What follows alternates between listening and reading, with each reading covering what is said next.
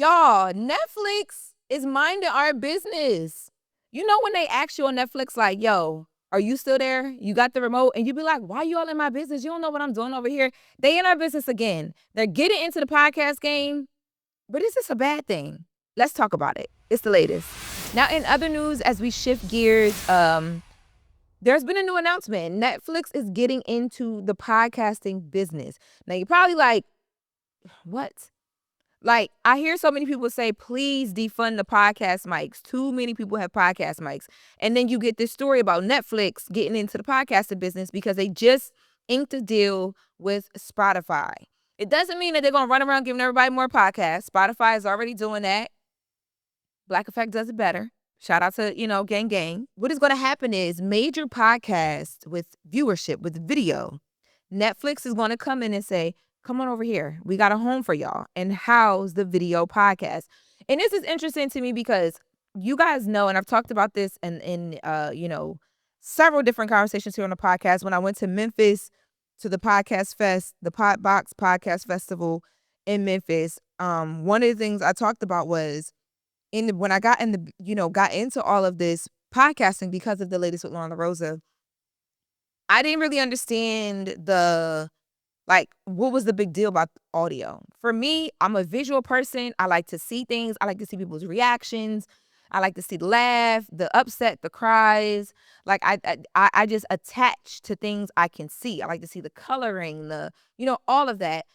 Podcasts that are only audio, I can't really think of too many of them. Besides, I will say the Read. The Read, and not necessarily recently, but I remember the Read being one of the first podcasts years ago that I was actually listening to religiously, and I didn't even know what the people looked like because I could only listen to it. And even right now, as I'm talking about the Read, I don't think about what the hosts look like. I think about what their art of their podcast is. The two head figures, that like pinkish salmon color, like it's branded around just the art of the podcast because they never had video. They still don't have video. Crystal, who now has stepped off and she's doing her own podcast, that will be video, but they've never had video, and it's a very successful podcast. But I didn't really understand what the business was behind the audio. So I feel like I'm learning that as I'm going, and I've really began to understand that with us and our success here at the latest with LoRosa. But I always thought video was like the utmost and foremost important. And then I kind of took a step back from that. And y'all know we're back. We do have a video component. But when I saw this Netflix deal with Spotify, I'm like, yeah, there it is. That's why, because it's always been a thing that you can do deals for the video side of your podcast with networks and like all the people. But for a big platform like Netflix to be like, come here, we need to be in business with y'all. That means that there is growth happening on the video side of podcasts. And it's possibly growing to not just be a marketing tool, but an actual force in podcasting. Because audio is a force. Like, I can't even describe to you guys how much audio from the radio to podcasting has changed my whole life in 365, but it really has.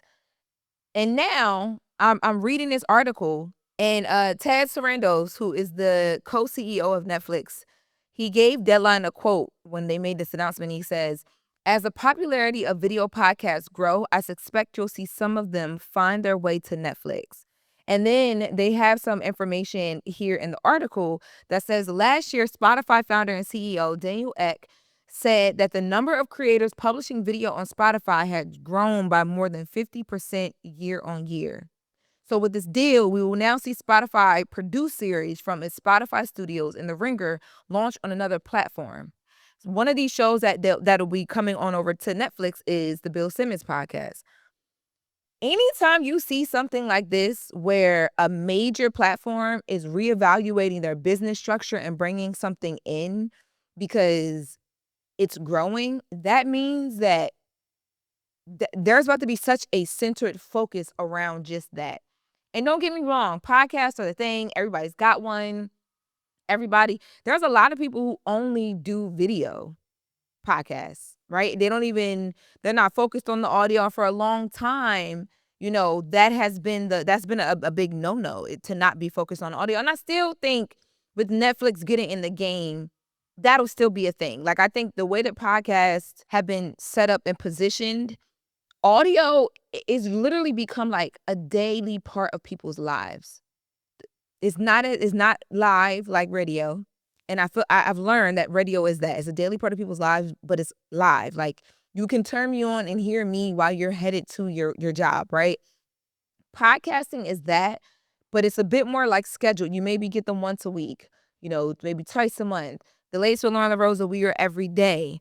I try to keep up with, like, I don't like doing anything that is going to date itself, that may seem old, because I want to get as close to in the now as I can because of what I've experienced with growth, like just from being on the radio and being in that space. I say all that to say, I don't think the way that people connect with audio in their very intimate and personal moments, whether you're in the car with your children or, you got something in your ears while you're cleaning up, I don't think that there's anything that can trump that, to be honest with you. Not podcasts that have been here and that have built really strong listener foundations. However, I do think with the right platform, aka Netflix, behind it, the right brands that will come, because not only do these podcasts that are coming over already have their own numbers, but Netflix is going to bring a whole nother level of advertising. Podcast video, in my opinion, on a major streamer like a Netflix, it's good. It can potentially, if done right, it can potentially take over talk shows in the TV space. Which I will say, there's always been reports about how well talk shows in the TV space are doing, whether it's daytime talk show or nighttime talk shows, right? But imagine if your favorite streamer, your favorite streaming platform aired a daily talk show that kept you up to date with whatever it is you love to know about, the same way your favorite local CBS or ABC or, Fox channel did. That's where when I thought about, a podcast and a show, that's what I always thought. I wasn't audio focused first until I got in it and realized the impact of it. But coming into this, I was always like, if we build out the video, we could end up on a streaming platform, because that's where people are. Even when people ask me, like, what's one of your biggest goals? One of my goals in storytelling is to have a TV show and to be on TV, not just as a talk show host, but as an actress and all these things.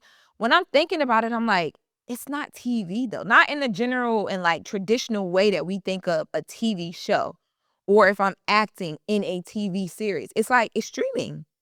But think about how many daily talk shows you have on streaming platforms. This is going to unlock a new character. Netflix is on to something here. I do think, and I'm interested to see, I was reading some of the shows that they have and that they will be leaning to in this, first round of this partnership. I do think it's going to be interesting to see what shows serve best from Spotify and or YouTube and, audio and just doing video as like their marketing piece and a visual piece, now coming over to Netflix. But I'm also interested to see who's the first platform that's going to do it in a way where we can watch it live. Like, imagine if you take like a Wendy Williams style show, a Ladies with Loren LoRosa, and you put that show daily on a streaming platform, but you do it live with a live audience. So you're able to watch me on your favorite streaming or your Netflix, Amazon Prime. And then whenever you miss the live episodes, it's just like on demand essentially, but it's meeting people where they already are, which is streaming. Whenever you miss my live episode, you go back and you binge via Netflix or via Amazon Prime, Tubi, wherever. So look, who knows? I'm over here trying to speak things into existence, but more so, what do you guys think? Where does this new partnership with Netflix and Spotify, where does this end us in a year? Will talk shows and TV shows be as relevant, or will everybody be going to streaming for those too?